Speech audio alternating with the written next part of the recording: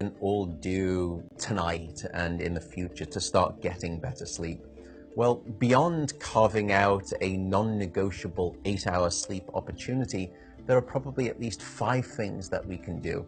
The first is that we have to try and maintain regularity. And if there's one thing that you take away from this, it would be going to bed at the same time and waking up at the same time, no matter whether it's the weekday or the weekend. Even if you've had a bad night of sleep, still wake up at the same time of day and reset.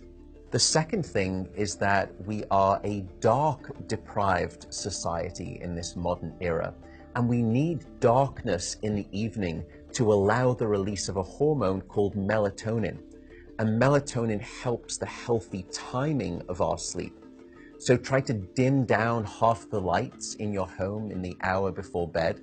Stay away from screens, especially those LED screens. They emit blue light that actually puts the brakes on melatonin. And those blue light emitting devices fool your brain into thinking that it's still daytime, even though it's nighttime and you want to get to sleep. The third key ingredient is to keep it cool. Many of us actually have a bedroom that's too warm in terms of temperature. So an optimal temperature is about 68 degrees Fahrenheit or about 18.5 degrees Celsius. And the reason is that your brain and your body need to drop their core temperature by about 2 to 3 degrees Fahrenheit to initiate good sleep. And that's the reason that you will always find it easier to fall asleep in a room that's too cold than too hot. So having a cool room actually takes your brain and body in the right temperature direction to get good sleep. The fourth critical factor is actually avoiding alcohol and caffeine. Unfortunately, this makes me deeply unpopular, but alcohol is perhaps the most misunderstood drug when it comes to sleep. People think that it helps them fall asleep. That's not actually true. Alcohol is a class of drugs that we call the sedatives. And what you're doing is just knocking your brain out. You're not putting it into natural sleep.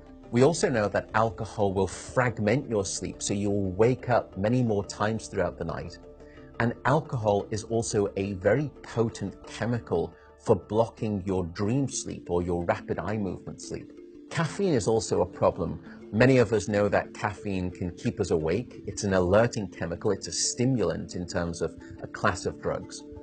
But few people know that even if you can have a cup of coffee after dinner and you fall asleep fine and maybe you stay asleep, the depth of the deep sleep that you have when there is caffeine within your brain isn't as deep as when you have abstained from that cup of coffee after dinner.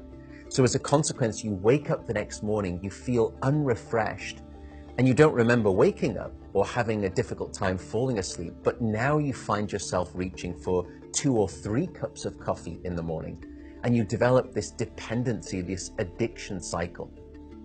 The fifth and final tip for better sleep is to not stay in bed awake.